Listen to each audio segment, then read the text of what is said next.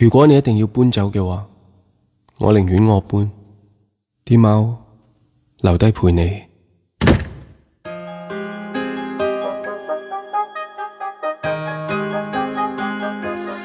我望住佢開門出去閂門，我知道今次佢唔會再返嚟㗎。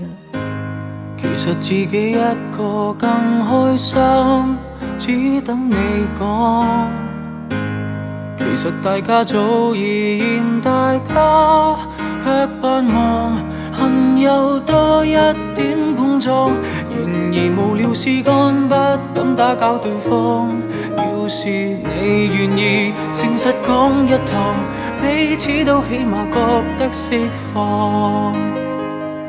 不要哭，宿命一樣，佢喜歡個女仔都鍾意養貓，所以每次俾人拋棄都會留低一隻貓俾佢。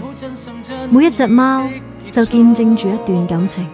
別再做情人，做隻貓，做隻狗，不做情人，做隻寵物至少可愛迷人。和你不瞅不睬，最終只會成為敵人。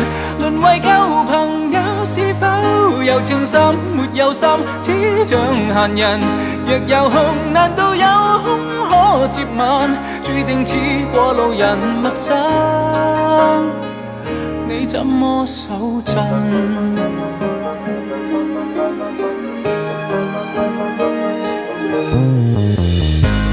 長期被逼戀愛也真比失戀更慘。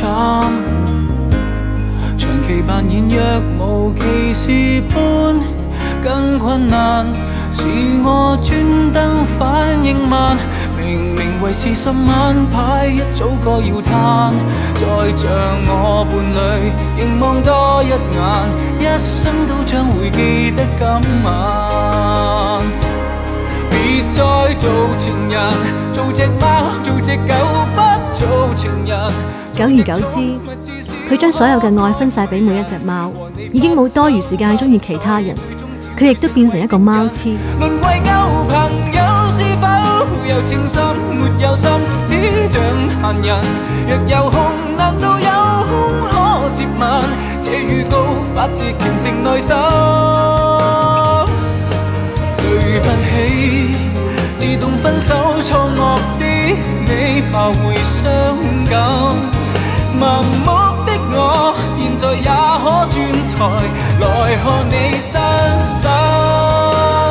別再做情人，做隻貓，做隻狗，不做情人，做隻寵物至少可愛迷人。和你相交不淺，無謂明日會被你爭。淪為舊朋友，是否有情深沒有心，只像閒人。若有空，難道有空可接吻？注定似過路人陌生，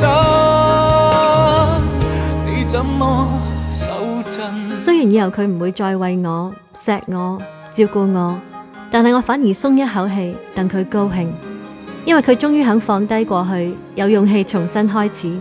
而佢嘅舊女朋友亦成為我嘅新主人。